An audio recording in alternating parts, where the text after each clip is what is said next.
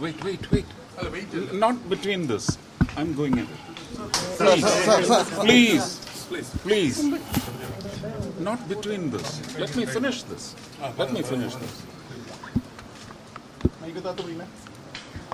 അപ്പോ ആ സത്യം എയറിലുണ്ടായിരുന്നു.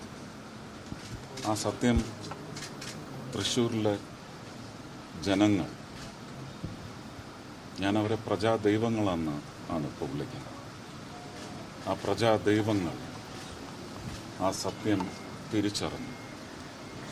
വഴിതെറ്റിക്കാൻ നോക്കിയിടത്തൊന്നും അവരുടെ പ്ലീസ്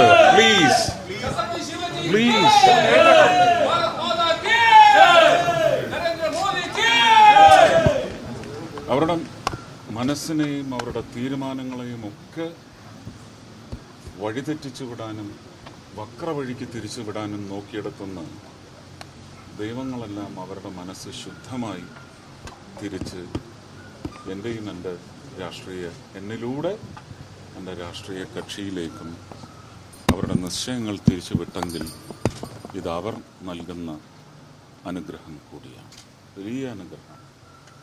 കാരണം തൃശ്ശൂർ ലോക്സഭാ മണ്ഡലത്തിൻ്റെ ഒരു വളരെ പ്രത്യേകതരമായ ഒരു ഡെമോഗ്രാഫിക് ടെറൈൻ എന്ന് പറയുന്നത് എല്ലാവർക്കും അറിയാം. എന്നേക്കാൾ കൂടുതൽ നിങ്ങൾ മാധ്യമ പ്രവർത്തകർക്കറിയാം.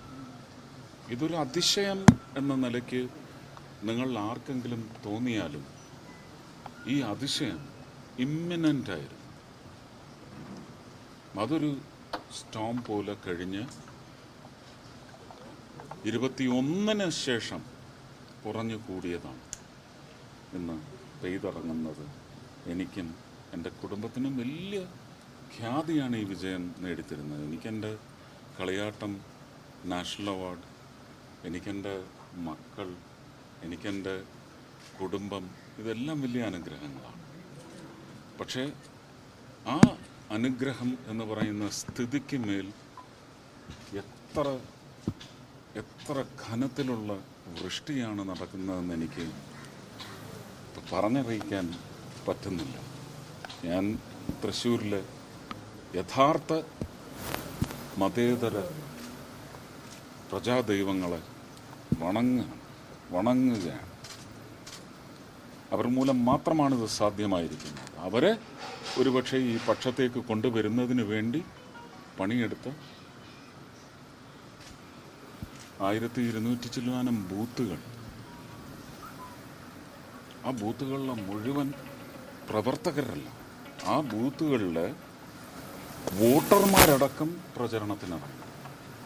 എറണാകുളത്തു നിന്നും മറ്റ് ജില്ലകളിൽ നിന്നുമൊക്കെ ഒരുപാട് അമ്മമാർ വന്ന് അവിടെ പ്രവർത്തിച്ചിട്ടുണ്ട്. മുംബൈയിൽ നിന്ന്, മധ്യപ്രദേശിൽ നിന്ന്, ഡൽഹിയിൽ നിന്ന് എത്രയോ വ്യക്തികൾ, 1000 പേരെങ്കിലും ഉണ്ടാകും. ഈ 42 ദിവസവും എൻ്റെ പ്രയത്നത്തിനിടയ്ക്ക് അവരാണ് സത്യത്തിൽ എന്നെ പ്രൊജക്റ്റ് ചെയ്ത് കാട്ടിയത്.